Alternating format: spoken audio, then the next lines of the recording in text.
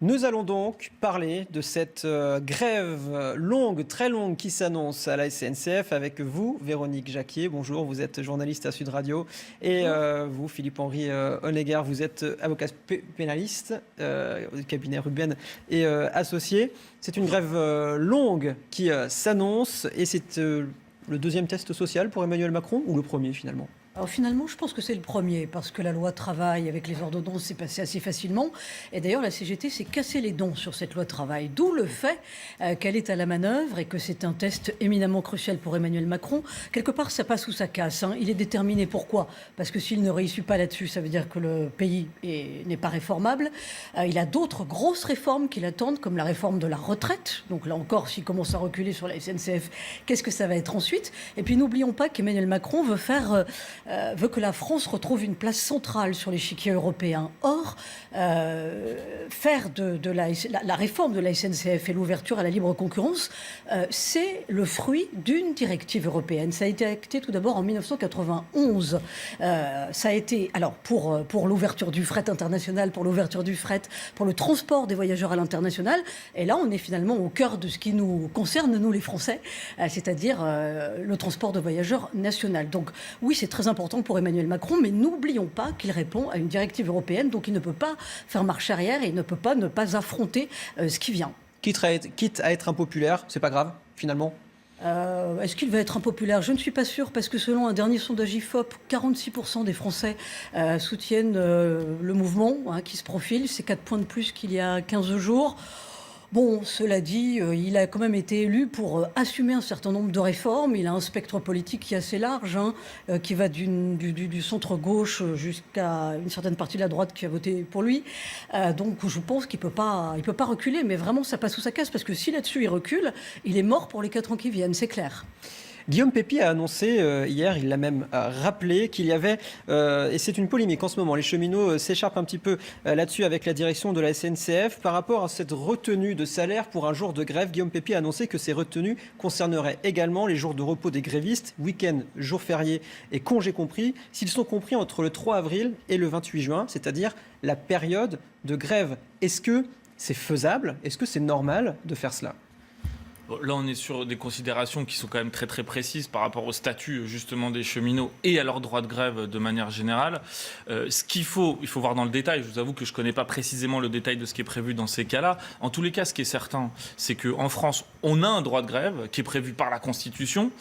Et ce droit de grève, à partir du moment où on vient apporter des entraves à cela, c'est-à-dire qu'on vient vous dire, voilà quelles restrictions on va prendre, voilà quelles sont les mesures qu'on va adopter si jamais vous vous mettez en grève, ça peut, dans une certaine mesure, être considéré comme une contrainte qu'on vient opposer à ce droit de grève. Et ça ne me semble pas forcément acceptable dans le cadre d'un dialogue social qui, certes, passe à un moment donné par la grève, mais qui reste un dialogue social. Et c'est une mesure qui, semble-t-il, vient peut-être un peu rompre avec ce dialogue. Alors, vous parlez de dialogue social. Le problème, c'est qu'on a le sentiment, enfin, c'est le sentiment que donnent les grévistes dès le départ, c'est qu'ils veulent perturber le mouvement, c'est qu'ils veulent faire reculer Emmanuel Macron, ils veulent le mettre à genoux. On les a entendus sur Sud Radio comme sur CNews, ces syndicats qui disent on a fait reculer Juppé en 95, on fera reculer Emmanuel Macron en 2018. Le dialogue social, quand on décide d'une grève qui est inédite, c'est-à-dire 2 jours de grève, 3 jours sans grève, mais on sait très bien que les 3 jours vont être impactés par la grève. Bien entendu, Guillaume Pépi prend tout ce qu'il a sous la main pour essayer qu'il y ait le moins d'impact possible. Alors après, est-ce que c'est pertinent ou pas, dans la mesure où les syndicats se lancent quand même dans une grève qui est dure et qu'ils déclarent ouvertement la guerre à leur direction et à un gouvernement? Bon, j'ai envie de dire, c'est bonne guerre que tout le monde cherche les moyens qui sont bons pour s'en sortir. Je crois aussi que de manière générale, on se rend compte qu'on a un système, d'ailleurs plus général, enfin au-delà de la question de la SNCF, qui commence très sérieusement à se gripper. J'entends tout à l'heure que les éboueurs également veulent se mettre en grève. On a Air France qui veut se mettre en grève. Les électriciens aussi demain. Exactement. Un autre sujet que moi je connais un peu mieux, qui est celui de la justice et des avocats, qui se sont mis en grève la semaine dernière à 2 reprises en déclarant la justice morte, avec des opérations qu'on a vues de processions funèbres, de dépôt de gerbes devant les tribunaux. Je crois que ce qui se passe à la SNCF, ça illustre ce qui se passe de manière générale, justement, dans le cadre de ce dialogue social, mais aussi, je crois, dans les réformes qui sont engagées. C'est-à-dire que, et c'est l'application du programme qui avait été présenté par le candidat Macron à l'époque, on est là pour faire des économies à tous les niveaux et on va raboter partout où c'est possible. Je parle simplement de la question judiciaire. Dans le cadre judiciaire, la réforme actuelle sur laquelle se battent les magistrats, les avocats, les greffiers et tous les intervenants du système judiciaire, c'est de dire on nous enlève des moyens, on nous enlève de l'argent et finalement on est incapable demain de répondre aux besoins de services publics, comme sera incapable peut-être la SNCF demain. Et c'est la même chose pour la SNCF. C'est bien ça, c'est bien le message. J'ai l'impression que l'esprit général, c'est celui-là. C'est de dire, on enlève aux personnes qui ont envie de fournir un service public de qualité et qui se battent au quotidien pour ça, les moyens de le faire. Alors, maître, je ne suis pas du tout d'accord avec vous, mais vous avez raison, c'est le dialogue enfin, c'est plutôt l'idée que veulent insuffler les syndicats à travers cette bataille qu'ils tentent avec le gouvernement. Pourquoi ? Parce que l'ouverture à la concurrence du rail, c'est inéluctable. La réforme de la SNCF est inéluctable. Les autres pays européens l'ont fait. Au départ, c'est une directive de 1991. Pour l'ouverture à la concurrence, elle a été actée en 2015. À l'époque, on n'a pas vu les syndicats se mobiliser. Pourquoi se mobilisent-ils maintenant ? Parce que partout où les pays européens ont libéralisé le rail, ils ont de fait sauter le statut de cheminot. Donc là, évidemment, on touche au cœur du réacteur nucléaire pour ce qui est de la vie d'un cheminot. Mais dans les autres pays qui ont commencé donc plus tôt la réforme du rail, comment ça se passe ? En Italie, ça se passe très bien. Les usagers payent le billet 40% moins cher.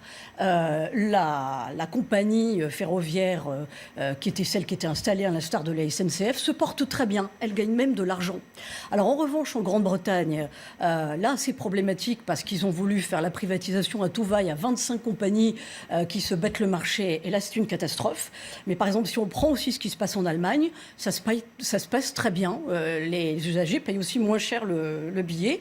Et finalement, c'est un petit peu comme dans les airs. Ils ont le choix entre plusieurs compagnies. Est-ce que ce qui se passe à l'étranger peut s'appliquer en France ? Oui, parce que de toute façon, la SNCF restera majoritaire. Elle n'est pas bousculée dans son leadership. On va avoir peut-être des compagnies, à l'instar de EasyJet ou d'autres, qui vont prendre des parts de marché. Mais on voit bien que le but du jeu, c'est pas de fondamentalement déstabiliser le leadership de la SNCF. De toute façon, il y a la SNCF Réseau quand même. Vous allez avoir des trains qui vont circuler sur des voies ferrées qui continuent à être maintenues par la SNCF. Donc, il n'y a rien de grave. C'est pas du tout un Tchernobyl ferroviaire qui nous attend. Est-ce que la seule solution pour les cheminots, c'est d'arrêter le travail ? Est-ce qu'il y a d'autres solutions pour eux, aller plus loin dans la grève, plus longtemps aussi peut-être ? Bon, après, encore une fois, le droit de grève, c'est un droit qui est aujourd'hui relativement encadré, mais qui est un droit important. Ils ont décidé d'opter pour une grève perlée. La méthode, on n'a pas à la critiquer. Vous voyez, ils adoptent la méthode qu'ils estiment la plus efficace pour parvenir à obtenir ce qu'ils veulent. Ce qu'il faut dire aussi, c'est que la grève, c'est pas quelque chose vers lequel on vient par plaisir. C'est qu'à un moment donné, on a tenté d'instaurer un dialogue, on a essayé d'avoir une négociation, et semble-t-il qu'ils n'ont pas réussi à y arriver. Donc si aujourd'hui, c'est la seule méthode qui leur semble la plus utile pour y arriver, tant mieux. Et vous le rappeliez tout à l'heure, non seulement ils le font pas par plaisir, mais ça impose sur eux des contraintes importantes. On va leur retirer, vous le disiez, des jours de salaire, de la rémunération. Donc il y a un vrai investissement qui va au-delà simplement de se dire on va arrêter de travailler, on va perdre de l'argent parce qu'on estime que nos conditions de travail et les conditions des usagers, elles sont mises en péril.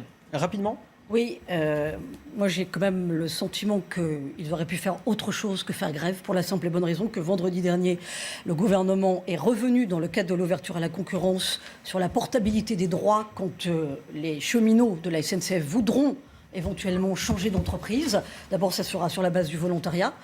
Ensuite, ils garderont le même niveau de salaire, ils garderont le même niveau de retraite. Globalement, ils garderont le même statut et on ne va pas passer par les ordonnances. Donc, on ne comprend plus très bien là quelle est leur motivation et pourquoi une grève aussi dure se comprend ou tout au moins s'accepte. On verra ça dans les prochains jours, justement, si la grève s'essouffle, notamment en fin de semaine, puisque, vous savez, c'est donc une grève perlée qui va s'étaler sur 3 mois jusqu'à fin juin, à raison de 12 jours par mois. On va passer à la deuxième partie de ce débat qui concerne la journée de l'autisme. C'est aujourd'hui, le gouvernement doit annoncer un 4e plan autisme, ce vendredi 6 avril, 4e plan depuis 2005. Avant de vous entendre, on va écouter Danielle Langlois, elle est présidente de l'association Autisme France. Ce n'est pas à proprement parler un problème de financement, ce n'est pas plus cher de faire une formation correcte, actualisée, avec des connaissances aux normes, que de faire une mauvaise formation en racontant n'importe quoi aux futurs professionnels. Mais ce n'est pas d'abord essentiellement un problème d'argent, c'est un problème d'argent gaspillé en France, qu'on utilise en pratique d'un autre siècle, en formation totalement inadaptée, alors que les familles, elles, doivent payer de leur poche l'accompagnement qu'elles essaient de donner à leurs enfants en trouvant des libéraux qui, eux, sont bien formés mais qu'elles doivent payer. Voilà, donc selon Danielle Langlois, le problème, ce n'est pas qu'il n'y a pas d'argent, c'est qu'il est mal utilisé. Est-ce que c'est vrai? Est-ce que c'est ça le problème aujourd'hui? Écoutez, il y a eu un rapport de la Cour des comptes qui est sorti il y a un mois. Un rapport qui était un cri d'alarme pour la gestion de l'autisme en France, puisqu'on dépense par an 7 milliards d'euros, ce qui est absolument ahurissant pour la gestion de l'autisme. Et la Cour des comptes disait carrément que c'était de l'argent foutu par la fenêtre, d'où le fait que le gouvernement lance un 4e plan pour dire, premièrement, on mise tout sur la recherche fondamentale, c'est le nerf de la guerre, et deuxièmement, meilleur diagnostic, puisque si cet argent est mal utilisé, c'est parce que je crois qu'il y a seulement 75 000 adultes qui sont pris en charge et qui sont diagnostiqués vraiment autistes sur les 600 000. Donc c'est très peu. Donc ça veut dire que les autres ne sont pas bien pris en charge et ne sont pas soignés correctement. Voilà. Donc oui, évidemment, quelque part, l'argent est jeté par les fenêtres. Oui. Il y a une inégalité des Français face aux diverses institutions, des Français atteints d'autisme. On parle des Français, des jeunes Français à l'école qui sont mal accompagnés, peut-être aussi devant la justice. Exactement, non mais il y a un véritable problème. C'est vrai qu'aujourd'hui c'est la journée de l'autisme, donc on en parle un peu partout sur les plateaux de télé, à la radio, des différents domaines dans lesquels il y a des problèmes avec l'autisme. Vous évoquiez tout à l'heure le chiffre de 7 milliards par an. 7 milliards par an, 7 milliards c'est le budget de la justice annuelle en France, de la justice dans son intégralité. Et c'est vrai que c'est peut-être pas un problème d'argent, c'est aussi un problème de sensibilisation à cette question-là. Dans le domaine de la justice, c'est vrai que c'est pas du tout une question qui est prise en compte à tous les niveaux.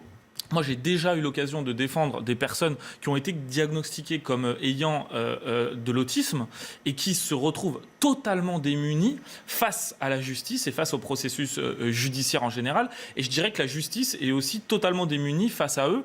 Je vous donne un exemple très concret. L'autisme, on sait comment ça peut se manifester parfois, c'est-à-dire des problèmes de communication, ne serait-ce que pour comprendre ou pour exprimer ce qu'on a à dire, parfois un renfermement sur soi. Imaginez que vous êtes contrôlé dans la rue par la police, par des policiers qui sont pas du tout formés à ça et que vous êtes atteint d'autisme, on arrive à des situations qui peuvent être parfois très très problématiques. Moi, j'ai eu un cas en particulier où une personne a été placée en garde à vue dans une affaire assez grave, dans laquelle pendant 96 heures on l'a gardé en garde à vue et on lui a posé des questions, je dirais comme s'il pouvait y répondre totalement normalement, alors que visiblement quand moi je m'entretenais avec lui, il comprenait pas du tout ce qui se passait et les policiers qui étaient en face ne comprenaient pas non plus. Donc on peut avoir des situations qui peuvent être parfois très graves avec, et j'en finirai par là aussi, des questions de détention. C'est-à-dire que quand on a des personnes autistes qui se retrouvent en détention, face à la population carcérale, c'est absolument impossible pour eux. Et donc, ils vont se retrouver parfois à l'isolement, avec des surveillants qui seront incapables de les prendre en charge correctement. Et c'est vrai que c'est un sujet, l'autisme et la justice de manière générale, à mon avis, qui mériterait une attention toute particulière, qui n'est pas du tout aujourd'hui prise en compte. Les institutions ne sont pas du tout adaptées. C'est ça le message en quelque sorte?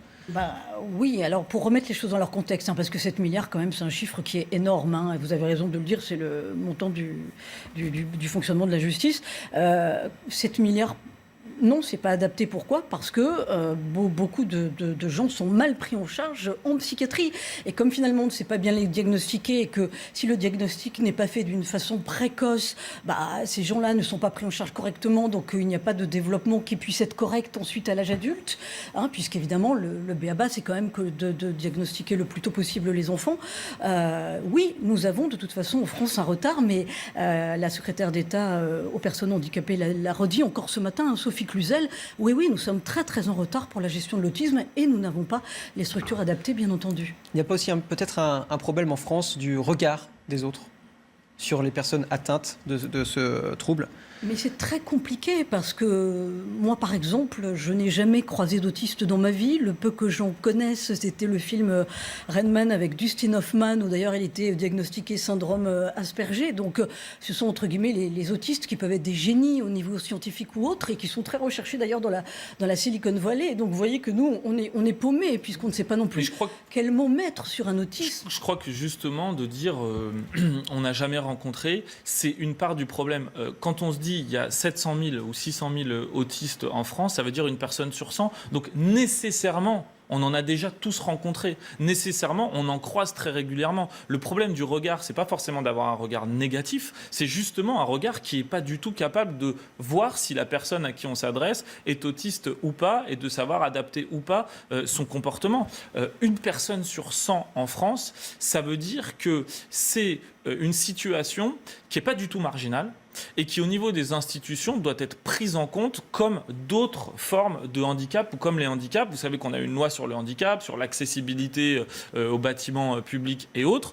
Moi, je considère qu'à partir du moment où, au niveau institutionnel, on ne prend pas les mesures nécessaires simplement pour pouvoir mettre en place des systèmes qui sont adaptés aux autistes, il y a des lacunes très importantes au niveau de l'État, avec potentiellement, comme c'est le cas pour les handicaps et la loi de 2005, des actions en justice qui pourraient être initiées en responsabilité de l'État, parce que, je vous parlais tout à l'heure des gardes à vue, mais ça peut être plein de niveaux de la justice, même la justice civile, de dire vous n'avez pas su prendre en compte une personne qui était autiste, vous avez mal géré, il y a une responsabilité de l'État. Il faut revoir la définition de l'autisme.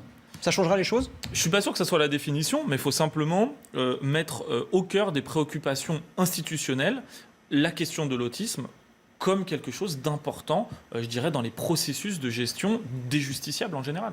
Véronique Jacquier, j'aimerais revenir sur ce que vous avez dit tout à l'heure. Ce n'est pas parce qu'on est autiste qu'on n'est pas intelligent. On est passé vraiment à côté d'un vivier de cerveau. Oui, mais alors là encore, comme on a du mal à diagnostiquer les autistes, on a aussi du mal à diagnostiquer du coup ces génies ou ces cerveaux. C'est vrai que du coup les États-Unis ont une longueur d'avance puisque j'ai lu que quand on mettait sur son CV autiste aux États-Unis, le CV valait suscitait 2 fois plus d'intérêt, notamment dans la Silicon Valley. C'était des profils qui étaient extrêmement recherchés. Donc là, oui, ils ont une longueur d'avance sur nous. En France, je pense que grâce à ce 4e plan, grâce à cette journée aujourd'hui de sensibilisation, grâce au plan qui va être présenté vendredi, bon, les choses avancent aussi. Il y a un autiste qui s'appelle Hugo Orio, qui a publié une chronique là, dans le Figaro il y a 2 jours. Il a écrit un essai qui s'appelle « Autisme, j'accuse ». C'est un brûlot justement sur la façon dont la France considère les autistes. Il dit on n'est ni malade ni handicapé. Donc voilà, là c'est pas mal. On a quand même un autiste qui écrit un ouvrage pour dire voilà celui que je suis. Il est diagnostiqué syndrome Asperger d'ailleurs. Et voilà ce qu'il faudrait faire. Alors peut-être qu'avec le concours de gens comme Hugo Orio, les choses peuvent avancer bien sûr. Et des familles peut-être aussi qui sont les mieux placées pour en parler. Évidemment, parce qu'elles sont sacrément démunies. On a passé pas mal de reportages sur Sud Radio ce matin, où les parents, d'abord, parfois mettent des années pour qu'on leur dise ce qui arrive à cet enfant. Ensuite, il n'y a pas de structure spécialisée et évidemment, l'école a du mal pour l'instant à les accueillir. Merci beaucoup Véronique Jacquier, merci à vous également Philippe-Henri Honegger. On va revenir dans quelques instants sur CNews sur cette longue grève qui s'annonce à la SNCF contre le projet de réforme ferroviaire. Cette grève qui démarre ce soir, elle va être massivement suivie. Le trafic des TGV, le trafic des TER, le trafic des RER sera fortement impacté dès demain matin. Comment s'annonce ce bras de fer entre les syndicats et le gouvernement? On y revient dans quelques instants sur CNews. À tout de suite.